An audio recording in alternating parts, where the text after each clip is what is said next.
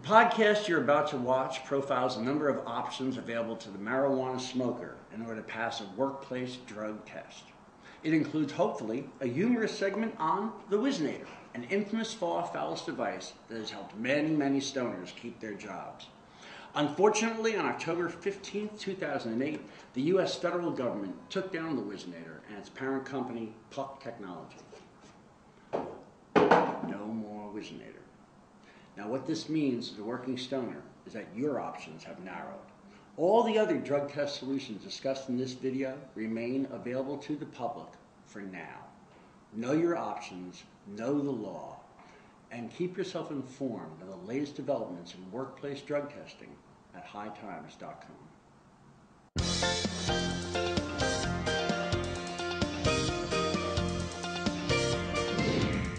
Hi, my name is Rick Cusick, and I am the Associate Publisher of High Times Magazine. According to the American Management Association, 63% of American companies drug test their employees. Now, the good news is that figure is actually down 8% over the last 10 years, as more Americans and more American companies are rejecting the notion that your employer has the right to inspect your urine, to clip your hair, or to sample your sweat. Where I come from, that's a violation of the Fourth Amendment of the U.S. Constitution. And now more Americans are demanding a reduction in workplace drug tests. Fortunately, there are some common sense, even professional solutions to workplace drug testing that should better your chances of getting or even keeping your job. First, there's abstinence. That's right, not smoking pot, saying no to the kind, passing on the purple Urple, getting off the train wreck, and disdaining the sour D. If abstinence is not an option, there are some common sense solutions that you might want to consider. By far, the #1 drug test in the United States is urine testing, and by far, marijuana is the #1 drug detected by urine testing procedures. 25 million Americans smoke pot at least once a month. Now, if you're that weekend warrior who only smokes marijuana once or twice a month, after a few days or a week, you should be able to ace the whiz quiz on your own. But 5 million Americans smoke pot every day. If you're among that number, if you wake and bake every morning, if you are God's own stoner, well then it's going to take at least a month to get your system completely free of THC metabolites. And if you got a beer gut, you're going to hold on to that THC longer than your skinny friend, because the THC molecule lodges in the fat cells of the body and can stay there for up to 30 days or more, depending how much fat you have on your body. A good place to start is to flush your system out.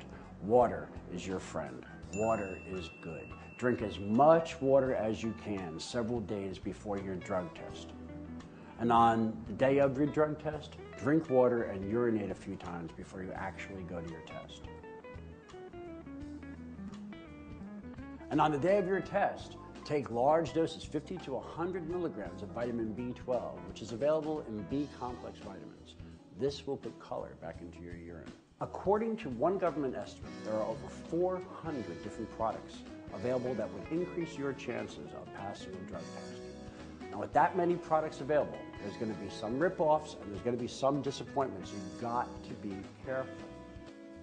There are dilutions, substances that are either added to your urine or ingested before the drug test to dilute the specimen. There are cleansing solutions that detoxify your urine. Likewise, these can be added to the sample or ingested prior to the test. There are adulterants that are used to alter the chemical makeup of the THC. And there is finally synthetic or drug-free urine that can be substituted at the time of the workplace drug test. Now, so far, we've looked at dilutions, substitutions, and spikes. And as I've said repeatedly, there are no guarantees.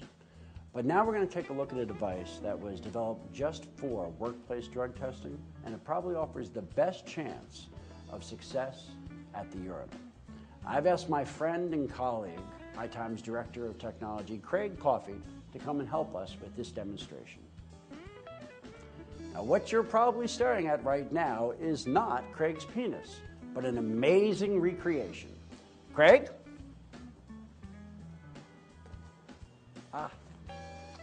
Thank you.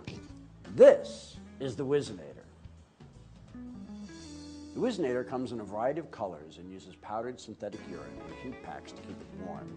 The classic Whizzinator, of course, includes a lifelike prosthesis, but there is a model that uses a thin tube and is favored by women. Perhaps the greatest irony is with the Whizzinator, you can go to your drug test stoned. Now, I am not suggesting that you go to your job stoned. That would be wrong, my own exception notwithstanding. But let's remember Pittsburgh Pirates pitcher Doc Ellis, who in 1976 thought he was off one Sunday afternoon and decided to take acid with his girlfriend.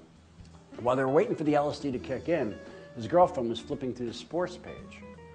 She turned to her boyfriend and said, "Doc, you're pitching against the Padres this afternoon."